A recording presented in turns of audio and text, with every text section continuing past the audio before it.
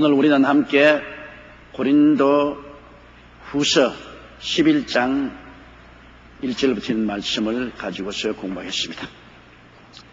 11장 1절 다 같이 읽겠습니다.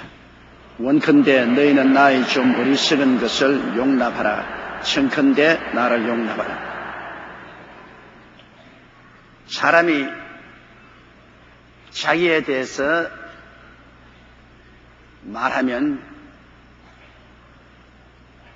부끄럽습니다. 옛말에도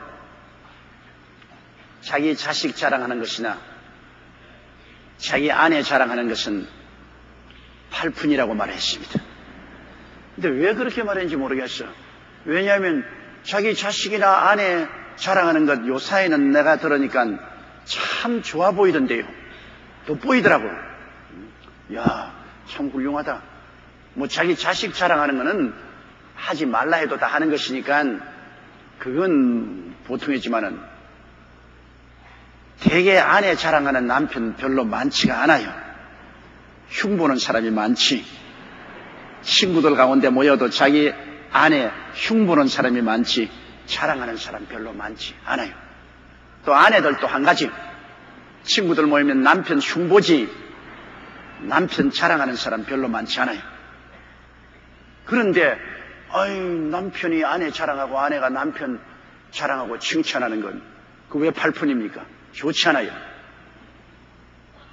그런데 바울 선생은 하도 공격을 많이 당하니까, 바울 선생은 당신이 피땀 흘려 세운 교회를 통해서 다른 사람들이 와서 바울을 비난하고 공격하고 헐뜯게 되면 변명하다가 나머지 바울 선생께서 당신이 살아온 과거의 경력을 이야기를 하는 것입니다. 그러므로 바울 선생께서는 좀처럼 당신 자신에 대해서 말하고 싶지 않은데 사람들이 자꾸 바울을 오해하기 때문에 자기를 해명하고 설명할 수밖에 없으니까 다른 사람 보기에는 이제는 자기 자랑하는 같이 보이므로 어리석게 보입니다.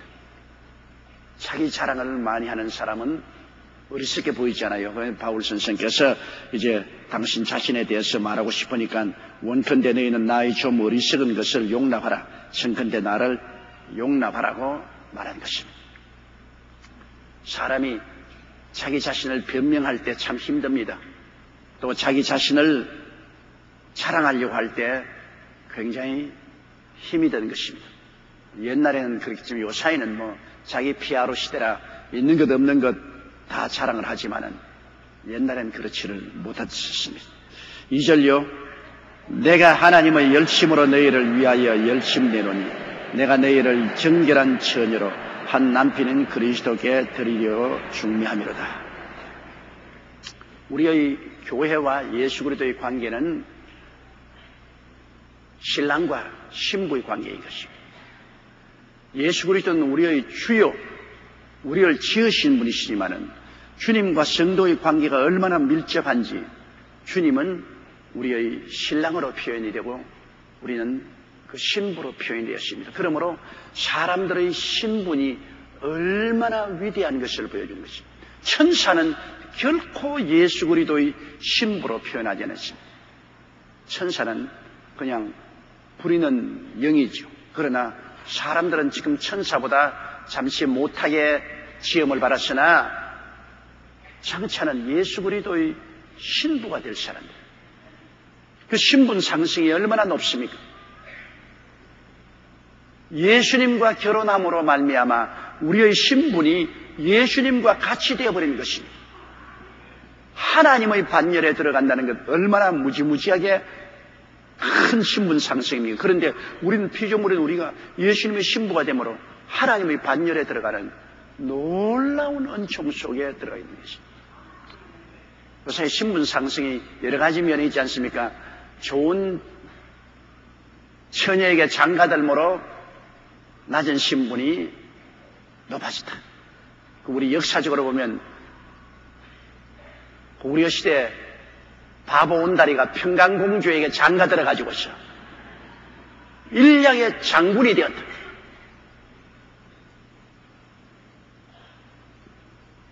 여러분, 사회에서 사람들에게 다 지탄받는, 손가락받는 바본데, 그때 임금님의 딸인 평강공주는 어릴 때부터 자꾸 울보가 되어서 우니까 울 때마다 아버지가 말해요.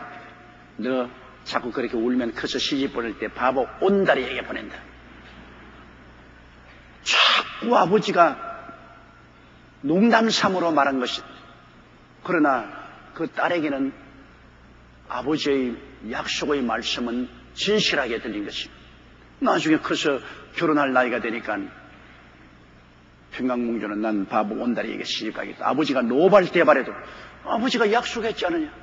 아버지같이 위대한 지도자가 나를 바보 온다리에게 시집간다고 약속해놓고 난 다음에 아버지가 약속 취소하면 어떻게 되겠는가. 여러분, 지도자일수록 약속을 지켜야 돼요. 한 입으로 두 말하면 안 되지 않아요. 누구나 아버지가 어릴 때부터 자꾸 너는 바보 온다리에게 시집 보낸다 시험을 지금 이 평강공주는 꽉 믿었단 말이에요.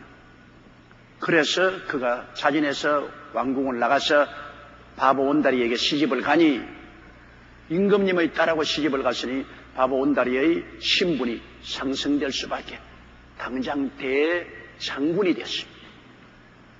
그래서 고려를 위해서 많이 헌신하고 나중에 신라와의 전투에서 전사를 했지만은 그런 이야기가 있습니다.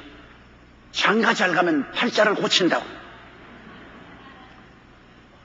요사이도 그런 일 많잖아요.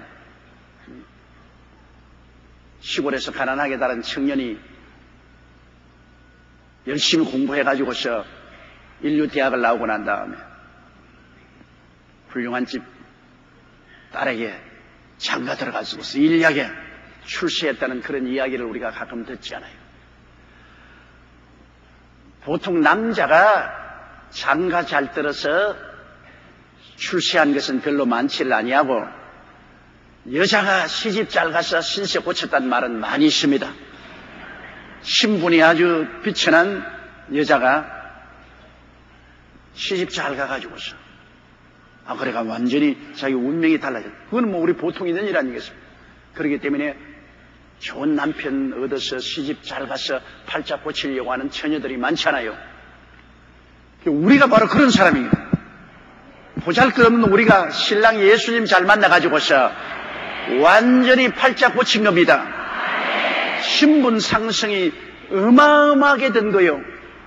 육신의 사람이 천사보다도 높아지고 하나님의 아들의 신부가 되었으니 이게 얼마나 놀라운 일인 것입니다. 우리는 지금 아직까지는 예수 그리스도와 결혼 안 했지만 약혼 상태에 있는 것입니다. 장차 예수 그리스도의 신부가 되겠다고 약혼 상태에 있고 예수 그리스도의 성령이 와서 우리 보증으로 도장을 쳐준 것입니다. 장차 7년 환란 때 공중에서 어린 양의 혼인잔치가 있을 때겠습니다. 우리 부활해서 공중에서 예수 그리스도와 함께 혼인잔치를 치르게 되는 것입니다. 그때는 이제 완전히 예수 그리스도와 함께 만유를 상속으로 받아서 다스리게 되는 것입니다. 그 전에까지는 우리는 약혼자요. 그리스도와 약혼한 사이인 것입니다. 약혼한 사이라도 신분 상승이 어마어마한 것입니다. 보통 사람과는 다르죠. 그래서 바울 선생이 여기 말한 것은 내가 하나님의 열심으로 너희를 위하여 열심히 한다. 하나님이 어마어마하게 뜨거운 열정으로 우리를 예수 그리스도의 신부로 만들기를 원하신다. 하나님 열정으로. 그래서 하나님이 얼마나 원하셨느냐. 그 아들 예수 그리스도를 보내셔서 육신을 쓰고 오셔서 십자가에 못 박여 몸짓고 피 흘려 죽음으로 장차 당신의 신부가 될 사람들을 만들라고 하신 것입니다. 예수 그리스도는 당신의 피를 흘려서 신부를 값주고 산 거예요. 보통 사랑하는 건 아니죠. 무슨 금이나 을이나 보석을 주어서 우리를 산 것이 아니라 당신이 몸짓고 피 흘려서 우리 죄를 속하고 흑암의 권세에서 우리를 건져내어 당신이 우리를 약혼녀로 만들어 주신 것입니다. 그러니까 주님이 우리에 대한 사랑도 어마어마하고 하나님이 우리에 대한 열심도 보통 열심이 아닙니다. 그러므로 바울 선생이 말하기를 하나님이 너무나 열렬하게 너희들을 예수 그리스도의 신부로 삼으려고 하고 있는 것을 내가 알기 때문에 하나님의 열심으로 내가 너희를 간절히 권면하는 것은 정결한 처녀로 한 남편인 그리스도에게 드리려고 중매한다. 정결한. 어떻게 정결합니까? 우리는 마귀와 세상과 타협하지 아니하고 우상과 타협하지 아니하고 일심단편으로 주님을 사랑하도록 그렇게 바울 선생은 만들기를 원한다는 것입니다. 여러분 그렇잖아요. 약혼녀가 약혼을 하고 난 다음에 자꾸 다른 데 눈을 돌려가지고서 김씨하고도 한번 교제를 해보고 박씨에게도 한번 교제를 해보고 석씨에게도 한번 교제를 해보고 천씨에게도 한번 교제를 해보고 마음으로는 조씨에게 시집을 가려고 작정을 했는데 그렇게 하면 사람이 우습게 되지 않아요. 믿을 수가 없지 않아요. 한결같은 마음으로 한번 약혼했으면 다른데 눈을 돌리지 말고 일편단심 민들레꽃처럼 그렇게 해야 되지 않겠습니까? 그래야 신뢰할 수 있지 않아요. 우리 주님이 원하시는 그겁니다. 우리가 일단 주님과 약혼했으면 마음을 다하고 뜻을 다하고 정성을 다하고 목숨을 다하여 주님을 사랑하고 일편단심 주님만 따라가야지. 우리가 예수 믿는다고 하면서도 세상과 짝하고 마귀와 짝하고 우상에게도 같이 동행하고 이렇게 하면 주님이 볼 때 우리를 정결한 처녀로 보지를 아니하는 것입니다. 끊임없이 여러분 세상과 마귀는 우리를 그리로 끌고 가려고 유혹을 하고 있는 것입니다. 세상과 마귀가 얼마나 유혹합니까? 예수 중심으로 쓰지 말고 적당히 믿어라. 그 나라와 그 일을 먼저 구할 건 뭐냐? 그 나라와 그 일을 나중에 구하라. 먼저 너 육신의 정욕, 안목의 정욕, 이 세상 자랑을 다 채우고 난 다음에 그 다음 시간 있으면 예수 믿어라. 완전히 세상이 신랑 노릇하려는 것입니다. 마귀가 우리를 죄악 가운데 끌고 가고 난 다음 죄와 타협하게 만드는 것입니다. 그러므로 우리는 세상과 마귀와 정욕을 이기고 주님을 중심으로 섬기고 모시는 이것을 하나님이 간절히 원합니다. 하나님이 성령을 보내셔서 우리를 주야로 경고하시고 경책하시고 회개시키시고 정결케 하셔서 마음을 다하고 뜻을 다하고 정성을 다하여 흔들림이 없이 예수님을 중심으로 섬기고 혼인날까지 그 발걸음으로 걸어가도록 하시는 것입니다. 그러므로 바울 선생이 그 하나님의 열심을 가지고 우리를 그리스도 안에 중매하려고 애를 쓰고 있는 것입니다. 3절요. 뱀이 그 간계로 이와를 미혹게 한 것 같이 너희 마음이 그리스도를 향하는 진실함과 깨끗함에서 떠나 부패할까 두려워하노라. 뱀이 그 간계로, 실제 뱀이 무슨 말을 합니까?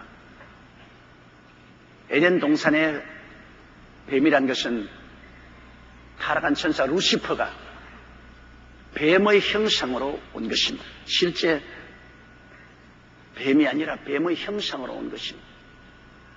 그래서 천사장 루시퍼가 뱀의 형상으로 와서 아담과 하와를 뺀 것입니다. 아담과 하와 하나님께 대한 일편단심이 그만 뱀의 말을 듣고 부패해버렸습니다. 그래서 하나님과 동등되려고 선악과를 따먹었으니 하나님께 반역죄를 지은 것입니다. 먼저 루시퍼가 타락했습니다. 루시퍼는 먼저 하나님을 반역하고 타락해서 마귀가 되고 그 다음에는 아담과 하와는 꾀임을 받아서 타락했습니다. 먼저 타락한 거하고 꾀임 받은 거하고 죄의 차이가 있습니다. 마귀는 스스로 타락했기 때문에 다시는 돌이키지 못합니다. 그러나 인생은 돌이킬 수 있는 것은 꾀임을 받아서 죄를 지었기 때문에 원천적인 죄인이 아니고 꾀임받은 죄인이기 때문에 돌이킬 수 있어요. 저는 그 절실히 깨달았습니다. 일정 시대에 얼마나 먹고 살기가 힘들었습니까? 초등학교 2학년 때 학교 갔다 오다가 우리 학교에서 집으로 돌아오는 곳에 큰 갱변이 있었습니다. 시내가 있고 돌이 많고 그 갱변인데 그곳에 농사꾼이 외와 수박을 심었습니다. 돌짝갈밭을 잘 읽어가지고서 외하고 수박을 심었는데 아마 이때쯤 됐을 거예요. 외와 수박이 탐스럽게 열렸습니다. 근데 학교 가다 오다가 보니까 외와 수박이 있는데 배는 고프고 그렇더라고요. 그래 이렇게 저렇게 살펴보니까 아무도 없는 것 같았어요.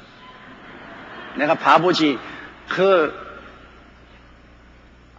울타리도 없는 경변에 외와 수박을 심어놓고 농부가 안 지킬 턱이 있겠어요?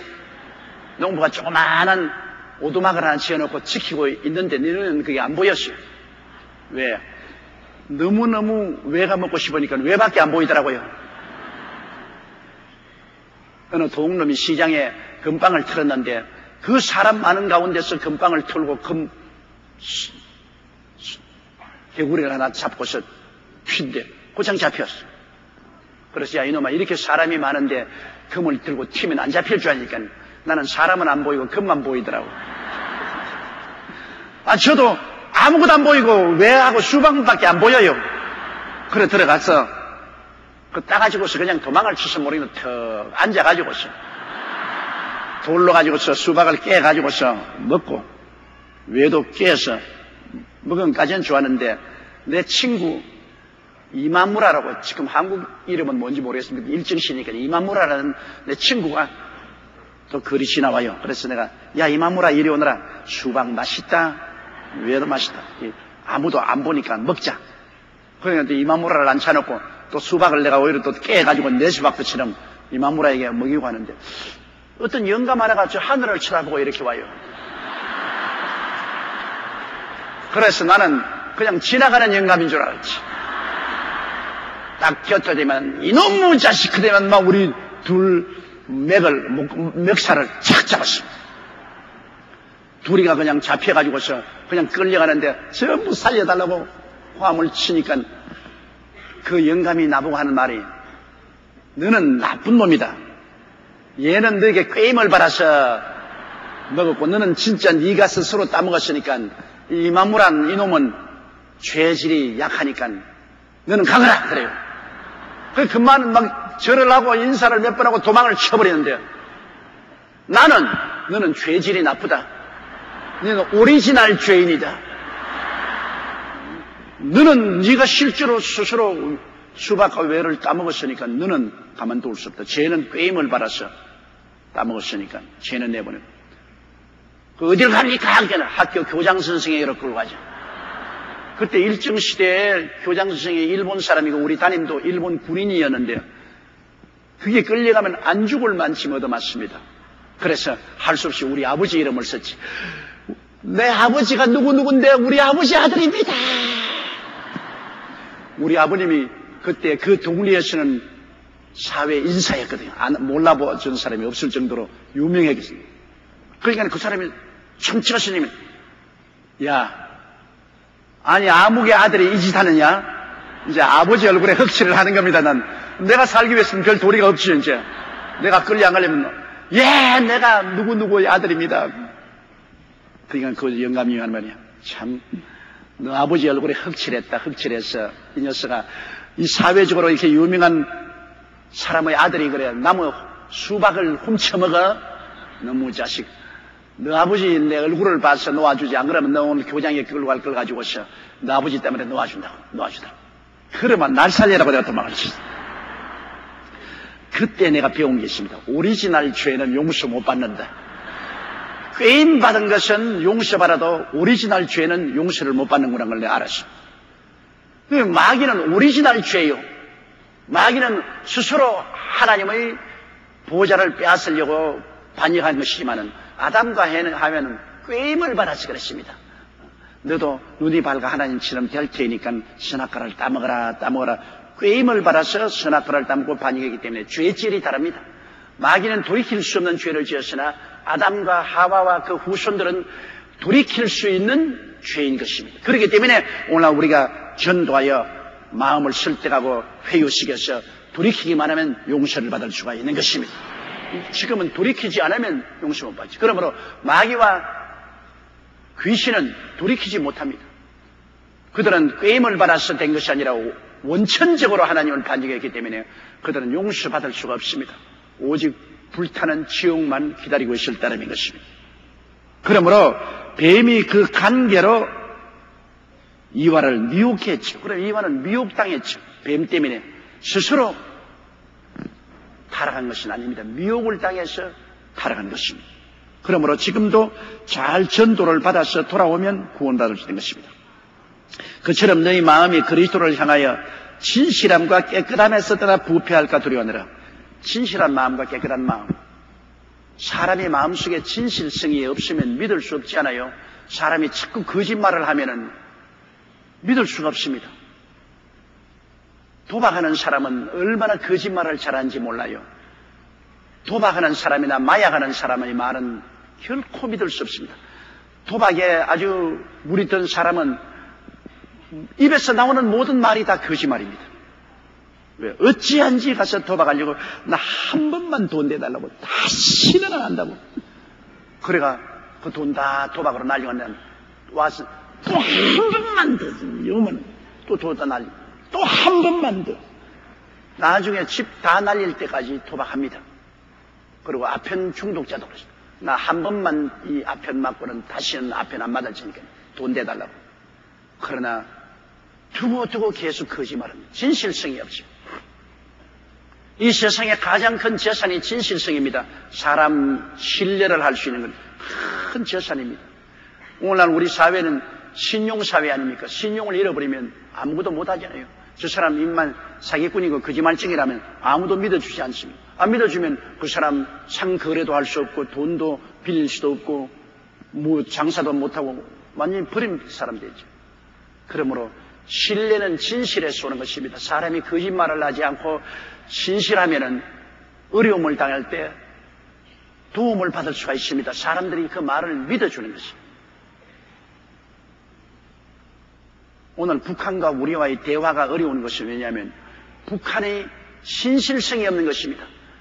서로 철석 약속을 해놓고 난 다음에도 사태 여의치 않으면 약속을 깨버립니다. 거짓말을 물 마시듯이 하는 것입니다. 그러니까 어떻게 신뢰할 수 있어요? 일단 약속했으면 손해가 나더라도 지켜야죠. 이러므로 우리가 하나님 믿고 예수 그리스도를 우리의 신랑으로 모셨으면 예수에게 진실해야지. 우리가 진실함이 없이 자꾸 주님께 거짓말하고 세상 따라 나가고 탐욕을 따라 나가고 죄를 짓고 그 다음 또 회개하고 또 주님이시야 안 그러겠습니다. 요번엔 진짜로 또 세상과 마귀를 따라 나가고 하면 나중에 주님이 우리를 신뢰하겠습니까? 그러므로 주님이 우리에게 원하시는 것은 진실함과 깨끗함에 세상 더러움에 들어가지 않고 깨끗한 영과 마음과 몸을 가지고 주님의 신부로서 기다리는 것입니다. 우리가 부패하면 안 됩니다. 세상과 마귀가 들어오면 사람이 부패해지는 것입니다. 음식도 부패하면 못 먹지 않아요. 계란이 부패하면 더 썩은 냄새가 나잖아요. 예수 믿는 사람이 부패하면 더 썩은 냄새가 나는 것입니다. 부패하지 말고 진실함과 깨끗함으로 우리가 주님을 따르기를 바울 선생이 원하시는 것입니다. 4절요. 만일 누가 가서 우리의 전파하지 아니한 다른 예수를 전파하거나 혹 너희의 받지 아니한 다른 영을 받게 하거나 혹 너희의 받지 아니한 다른 복음을 받게 할 때에는 너희가 잘 용납하는 거예요. 사람이 쉽게 이단에 넘어지 간다 이거는 우리가 증거한 하나님의 아들 예수 그리스도를 믿을 때는 어렵게 믿어놓고 난 다음 나중에 다른 사람이 와서 내가 재림한 예수다, 내가 20세기 예수다 이런 소리 하면 쉽게 넘어간다. 우리가 예수 그리스도로 말미암아 성령 받으라 할 때는 참 어렵게 바라놓고 난 다음에 이제 와서 다른 영을 받게 하면 쉽게 다른 영을 받는다. 참 진실한 복음을 증거할 때 어렵게 받던 너희가 거짓 복음을 증거하면 쉽게 넘어간다. 우리 한국에도 여러분 지금까지 우리 교회가 오면서 이단과 사설에 얼마나 상처를 입었습니까? 한때는 동방의 의인이라는 사람이 나타나서 자기를 감람나무라고 해서 수 없는 많은 성도들 천년성으로 끌어들여서 가정을 파탄시키고 재산 다 탈취당하고 교회가 수없이 상처를 입었어요. 그 다음에도 계룡산에 가면 계룡산에, 저 강원도 기도원에 가면 강원도 기도원에서 자기가 재림한 엘리야라 그러지요. 또 여기 오면 또 자기가 재림한 예수라 그러지요. 저 요사이는 또 세계적인 재림주가 우리 한국에서 나와가지고서 온 세계를 뒤흔들고 있지요. 그런 이단과 사설에 쉽게 넘어가니까 바울 선생이 단식한 것입니다. 우리가 이 마지막 때에 정말 조심해야 될 것은, 여러분, 하나님은 한 하나님밖에 계시지 않고 주님은 한 주 예수 그리스도밖에 없습니다. 2000년 전에 이 땅에 동정녀 마리아를 통해서 오셔서 우리 위하여 십자가에 몸짓고 피 흘려 죽었다가 부활하시고 장차 오실 그 주님 이외에 다른 주는 없습니다. 성경에 기록된 그 주 이외에 오늘날 어떠한 곳에 재림주가 왔다고 기사와 이적을 행해도 따라가지 마십시오. 바울 선생은 갈라디아서에 우리나 혹 하늘에서 나온 천사라도 우리가 전한 복음 외에 다른 복음을 전하면 저주를 받을지어다 했습니다. 저주받습니다. 성령, 아버지 하나님과 예수 그리스도의 영인 보혜사 성령, 그 성령 이외에 다른 영은 전부 사탄의 영입니다.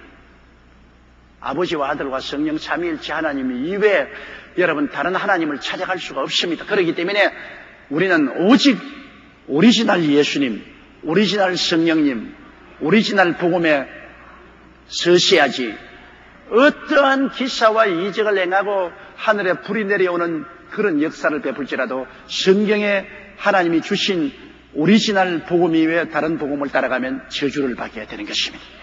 그러므로 우리가 정신 차려야 돼요. 흔들리지 말고 굳세게 써야 되는 것입니다. 누가 무슨 말을 해도 하나님이 성경에 우리에게 오리지널하게 가르쳐 주신 그 진리 이외에 다른 진리를 따라가면 안 되는 것입니다. 5절에요. 내가 지극히 큰 사도들보다 부족한 것이 조금도 없는 줄 생각한다. 지극히 큰 사도는 베드로와 야고보와 요한입니다. 12사도 중에 주님이 제일 곁에 주신 사도가 베드로와 야고보와 요한입니다. 사도 바울 선생은 예수님이 택한 12사도 중에 들어가지는 않습니다. 예수님이 죽었다가 부활하신 이후에 다메섹 가는 길에서 주님이 바울 선생에게 나타나시고 그를 회개시키시고 사도로 임명하신 것입니다. 그러므로 사도 바울 선생은 부활하신 예수 그리스도께서 사도로서 부르신 분이고 육신으로 계실 때에 12사도 중에 들어가지는 않았습니다. 그렇기 때문에 사람들이 바울은 사도가 아니다, 예수님 육신으로 계실 때 선택한 12사도가 아니지 않느냐, 그러므로 바울은 사도가 아니다. 그래서 바울 선생을 배척을 했습니다.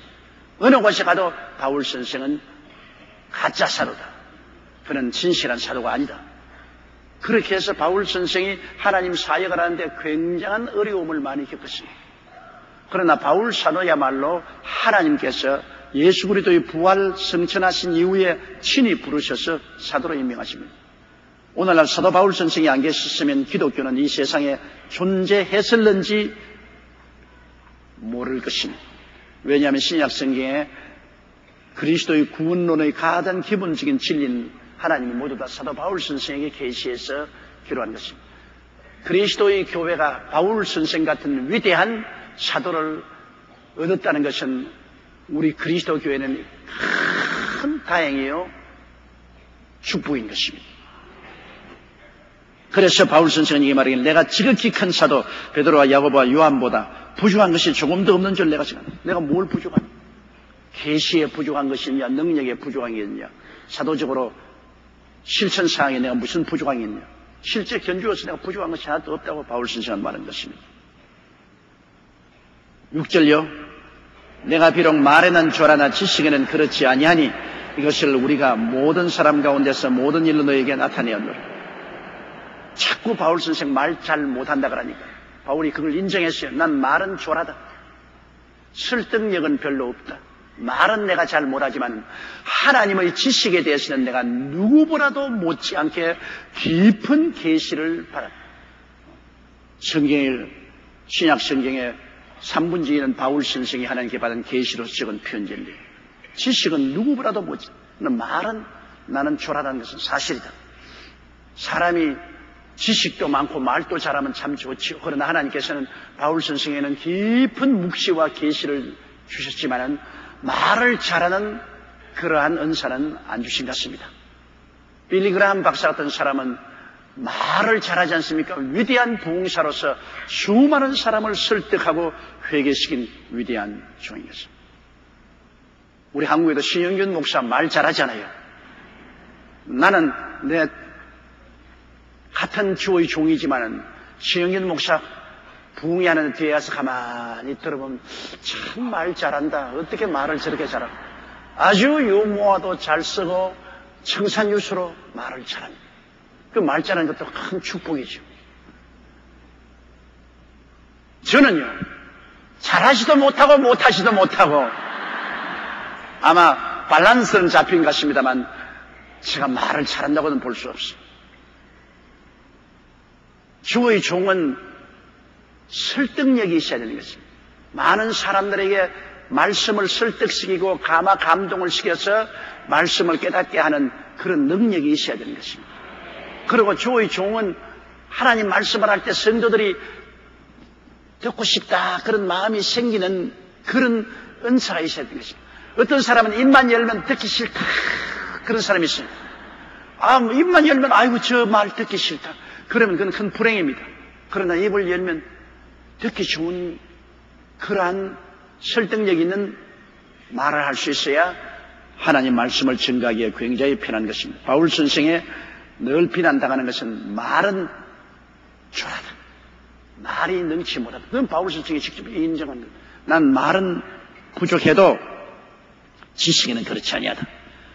이것은 우리가 모든 사람 가운데서 모든 일을 너에게 이미 나타나서 너희가 알지 않냐. 내가 가르친 진리의 말씀 들어보아서 내가 깊은 지식을 가지고 있다는 것을 이미 알고 있지 않느냐고 그렇게 바울 선생은 그들에게 설명하고 있습니다.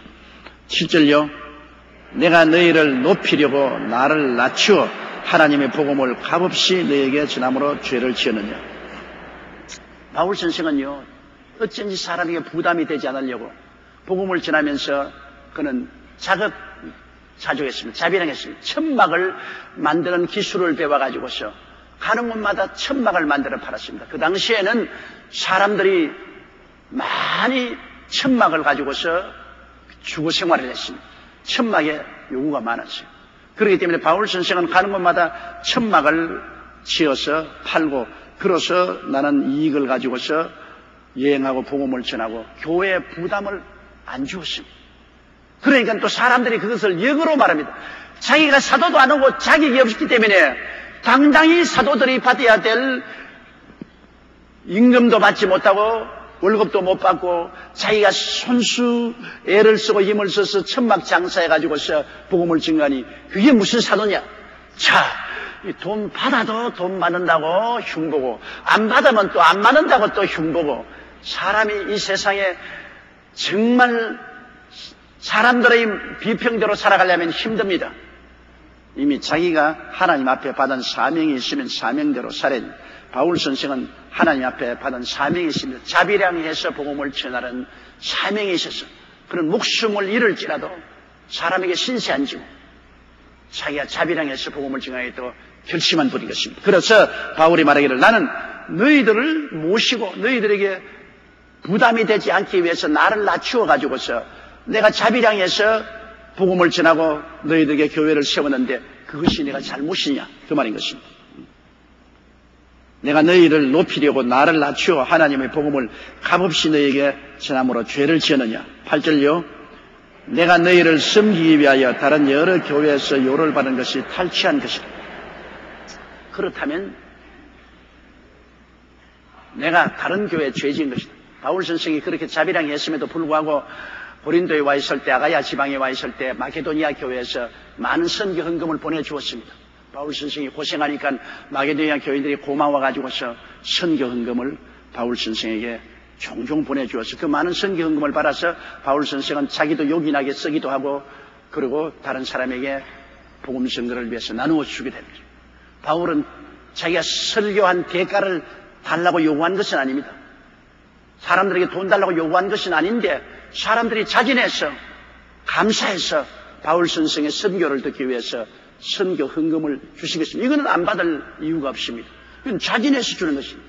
내가 다른 사람들에게 내가 선교하니 돈 내놓아라, 나를 섬겨라, 나에게 물질을 달라, 그렇게 하면 이건 탈취하는 것이다. 그러나 그렇지 않고 자원의 마음으로 하나님 사업에 동참하기 위해서 돈을 주는 것은 바울도 많이 받았어요. 받아가지고서 그것을 가지고서 교회 사업에 크게 썼습니다. 그래서 바울이 말이에요. 내가 고린도에 와서 너희들에게 정규적으로 돈을 받지 아니하고 돈 달라고도 말하지 않고 지난 것이 죄냐?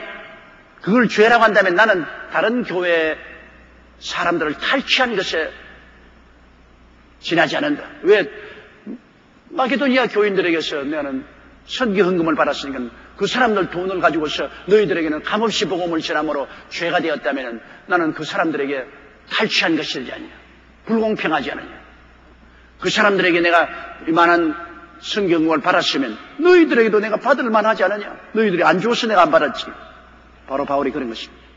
왜 내가 너희들에게 돈 안 받았다고 해서 아이 돈도 못 받는 주제에 뭐가 사도냐. 자기가 정말 실력 있는 사도 같으면 우리에게 돈을 마땅히 받아야 될 것인데 돈도 못 받고 지지리도 못 나가지고서 천막 깃고 앉아있으니 그게 뭔 사도냐. 이렇게 흉을 보거든. 그러니까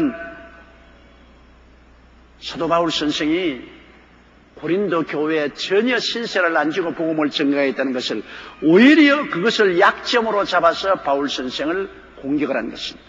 당당히 받을 것은 받고서 하지 않고 못 받는 거 보니 네가 약점이 있어서 그렇지 않느냐.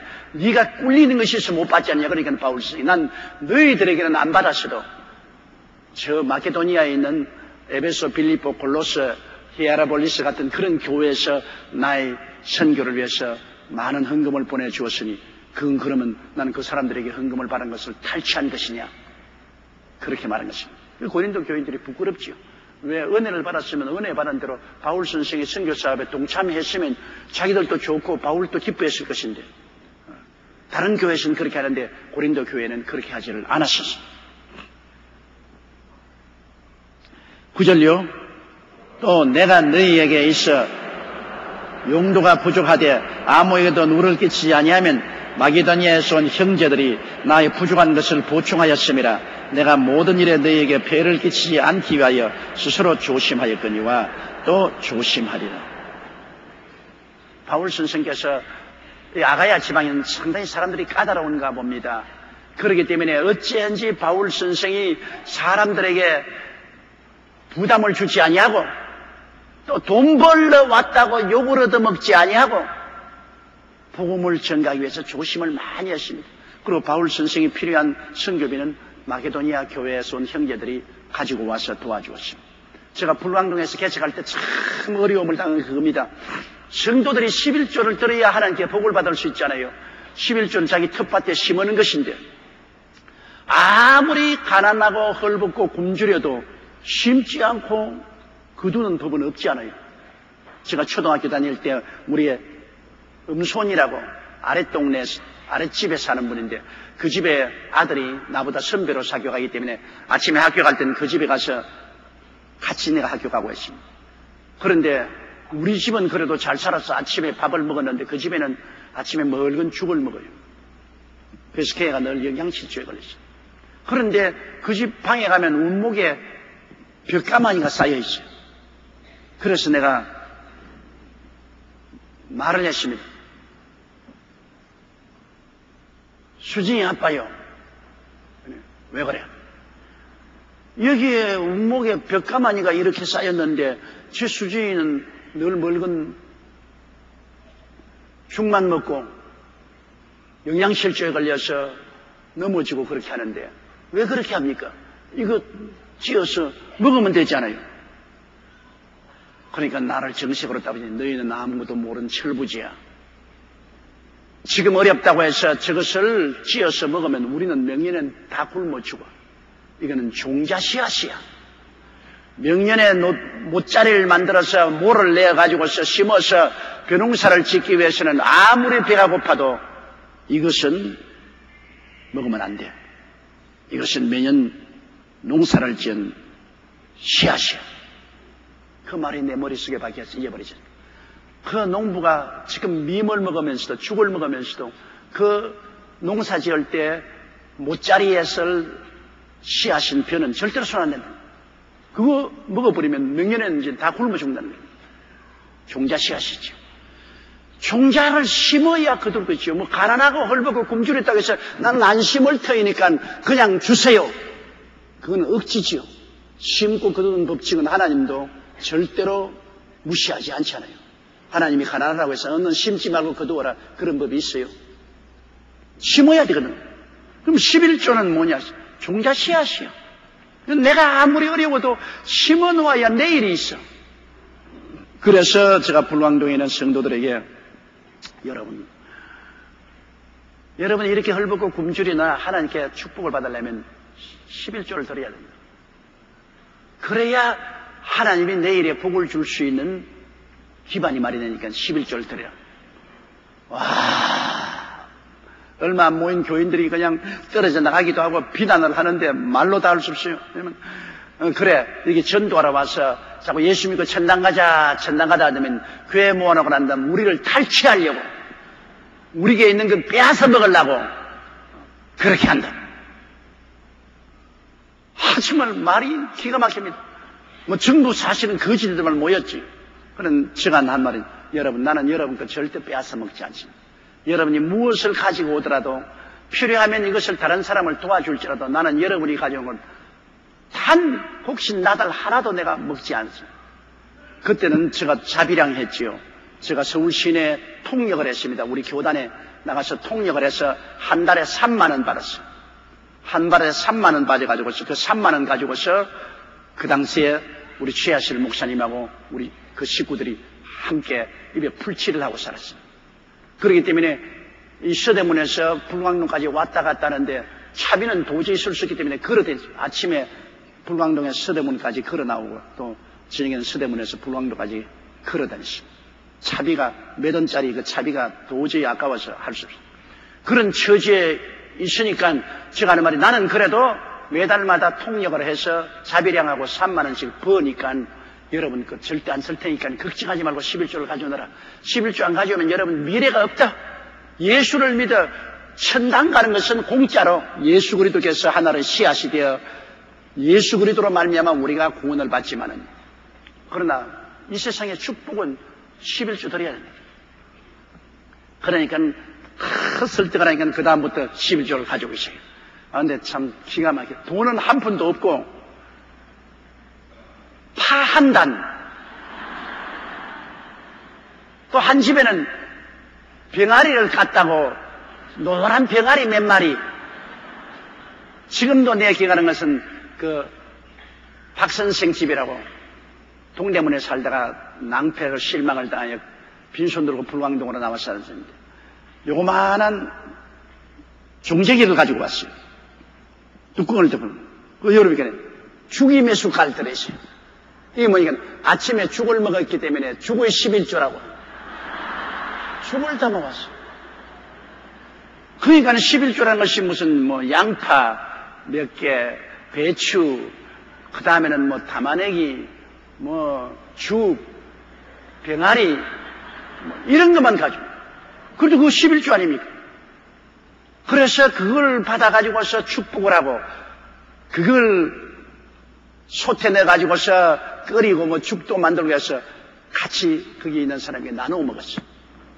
그러나 그때 사람들이 하나님께 나와서 그냥 기도하는 것이 아니라 자기들 최선을 다해서 11조를 드리고 하나님께 기도하니까 그 다음부터 하나님이 축복을 해주기 시작하는 것입니다. 심었으니까 이제 거두지 않아요. 그래서 성도들이 점점 직장도 얻게 되고 직장도 만들기 시작하고 생활이 나아지게 해서 그 가난한 사람들이 우리가 헌금해가지고 그때 교회 지을 땅도 사고 교회 지을 벽돌장도 다 찍었다고. 그러니까 11조의 기적을 나는 확실히 믿습니다. 우리가 심으면 거두게 돼요. 아무것도 안 심으면 잡초밖에 무성하게 나지 않아요. 그러므로 여러분, 고린도 교회들이 이 문제가 많은 것은 고린도 교인들이 심지 않았기 때문에 마게도니아 교인들은 심기를 잘했습니다. 바울 선생의 선교비도 도와주고 예루살렘에도 어려울 때 그들 11조를 거두어서 예루살렘에 보내고 심기를 잘했기 때문에 마게도니아 교회는 왕성하고 교회도 부흥하고 경제적으로도 부유했는데 고린도 교회는 말썽 많고 파벌 심하고 11조 잘 안 내고 반역하고 여러 가지 어려운 문제가 굉장히 많은 것은 바로 그러한 것입니다. 10절요. 그리스도의 진리가 내 속에 있으니 아가야 지방에서 나의 자랑이 막히지 아니하라. 예수 그리스도의 진리가 내 속에 있어서 내가 그리스도의 진리를 너희들에게 값없이 전하기로 결심을 하고 절대로 너희에게 내가 부담을 주기나 신세 안 지고 이 아가야 지방에서 내가 복음을 뻔되게 전하겠다고 바울 선생은 선언합니다. 난 너희들에게 앞으로도 신세 안 지겠다. 날 보고 너희들 탈취하려 왔다고 그런 말 하지 마라. 얻어먹을 데가 없어 너희들에게 복음 전하고 얻어먹으러 왔다고 그런 생각하지 마라. 나는 너희들에게 값없이 끝까지 아무 조건 제패지 아니하고 복음을 전하겠다. 나의 배후에는 마게도니아 교회가 있어 날 위해서 기도해주고 선교비도 보내주고 나를 도와주니까 나 마게도니아의 도움을 받아서 너희들에게는 값없이 신세 안 지고 복음을 전하겠다. 바울 선생은 이게 선언하는 것입니다. 그래서 진리가 내 속에서 나가야 지방에서 나의 이 자랑이 막히지 아니라 나는 값없이 복음을 전간다는 이 자랑을 난 절대로 포기하지 않겠다. 11절요. 어떤 연고뇨 내가 너희를 사랑하지 아니함이냐 하나님이 아십니다. 그러면 또 돈 안 받고 복음을 전가하니까는 바울 선생이 마게도니아 사람은 사랑하지만 우리를 사랑하지 않기 때문에 우리에게 신세도 안 지고 복음을 전하겠다고 또 그렇게 또 비난합니다. 요렇게 말하면 요렇게 책 잡고 저렇게 말하면 저렇게 책 잡고 우리를 사랑했으면 우리에게 돈도 좀 달라고 하고 우리에게 신세도 지고 그렇게 해야 될 것 아니야. 우리에게 신세 안 지고 나는 당당히 복음을 전해야 되니까 우리에게 대해서 냉정하게 대한다. 우리 사랑하지 않는다. 바울 선생님 참 너희들 정말 그러기냐? 아야 막갈랑기요. 그렇게 바울 선생이 말하는 것은 아니 막가기로 하느냐 이렇게까지 말을 하면 어떻게 하느냐. 내가 너희를 사랑한다는 것은 말도 안 되는 소리다. 내가 너희를 사랑함으로 말미암아 여기까지 와서 온갖 굴욕을 참고 온갖 어려움을 겪으면서도 값없이 복음을 전하고 있는데 이걸 왜 이해해 주지 못하느냐. 진실한 마음의 이해를 해주지 않아서 그 마음의 괴로움을 당하는 것입니다. 어떤 연고뇨 내가 너희를 사랑치 아니함이냐 하나님이 하시느니라. 12절요. 내가 하는 것을 또 하리니 기회를 찾는 자들이 그 기회를 끊어 저희로 하여금 그 자랑하는 일에 대하여 우리와 같이 되게 하리 하며 나는 끝까지 너희들에게 돈 안 받겠다. 끝까지 아무 신세지지 않고 너에게 복음을 증거해서 다른 이단 사신들이 와가지고서 바울은 엉터리다 사도가 아니다 바울은 하나님의 종이 아니라고 말하면서 너희에게 와서 돈 달라고 손 내미는 그 정체를 내가 폭로시키겠다. 자기들도 진실한 종이처럼 나처럼 살아가. 나처럼 헌신하고 부담이 되지 않고 신세지지 않고 그렇게 와서 복음을 전한다면 진짜로 드러날 것이다. 그러나 너희들을 이용해서 개인적으로 치부하고 돈을 모으고 스스로 유익을 얻기 위해서 한다면은 나의 생활과 비교하면 누가 올바른지 너희가 알 것이다. 나처럼 깨끗하게 부담도 안 되고 돈도 안 받고 복음 전하는 사람하고 부담이 되고 돈을 달라고 하면서 복음 전하는 누가 더 깨끗하냐? 누가 더 진실하냐? 누가 참되냐? 그래서 가짜들의 정체가 드러나게 하기 위해서라도 나는 절대로 너희에게 신세 안 지겠다. 나는 부담이 되지 않고 복음을 전하겠다고 바울 선생은 여기에서 말한 것입니다. 13절요. 저런 사람들은 거짓 사도요 계율의 역군이니 자기를 그리스도의 사도로 가장하는 자들입니다. 저 사람들은 거짓 사도다. 나보고 사도가 아니라고 하지만 자기들은 거짓 사도다. 그리고 계율의 역군이다. 온갖 수단 방법을 다 통해서 자기들을 선전하고 성도들을 이용하려는 아주 괴율적인 사람, 삐뚤어진 사람, 사기꾼들, 엉터리들이다. 자기를 그리스도의 사도로 가장하는 자들, 진짜가 아니다. 가짜다. 14절요. 이것이 이상한 일이 아니라 사탄도 자기를 광명의 천사로 가정하는 거예요. 이 이상한 일이 아니라, 왜냐하면 사탄도 자기를 천사로 가정한다. 참 나는 이슬람교를 보면 탄식스럽습니다. 기독교 복음 이후 한 500년 이후에 생겨난 것이 오늘날 이 중동의 이슬람교인데요. 이 마호메트가 굴 속에서 기도하다가 가브리엘 천사가 와서 그에게 전달해 준 것을 묵시로 받아서 기록해서 코란을 만들고 그를 통해서 이슬람교를 만들었다고 하는데요. 그러면 여러분, 가브리엘이면 뭡니까? 성경의 하늘나라 천사 중에 가브리엘은 서기 장관입니다. 미카엘은 군대 장관이고요. 하나님의 군대 장관은 미카엘이고 가브리엘은 하나님의 서기 장관인데, 우리 성경에 신구약 성경에 가브리엘이 그대로 있습니다. 가브리엘이 예수 그리스도가 탄생할 때 마리아에게 나타나서 그리스도의 탄생을 구한 것도 바로 가브리엘이었습니다. 그런데 바로 이 가브리엘이 마호메트에게 나타나 가지고서 알라 신을 소개하고 고란경을 알려주었다 그래요.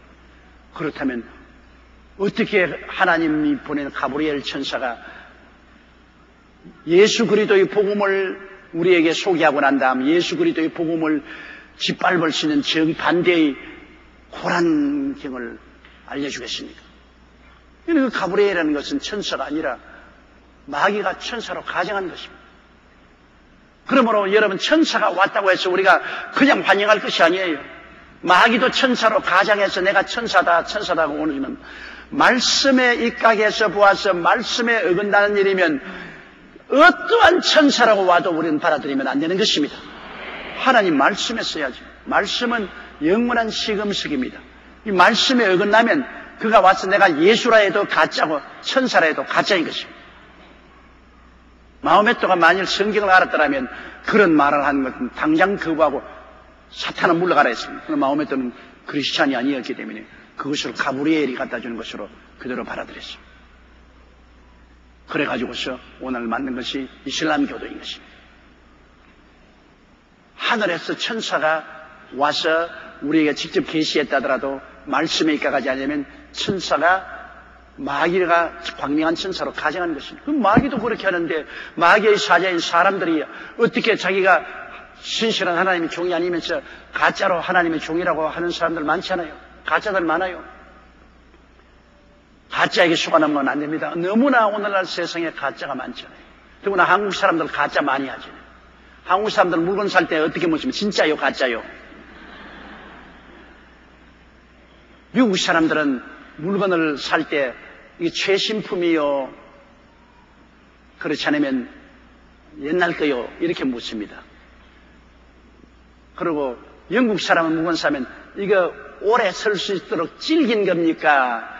오래 쓸 수 없는 것입니까? 그렇게 묻습니다.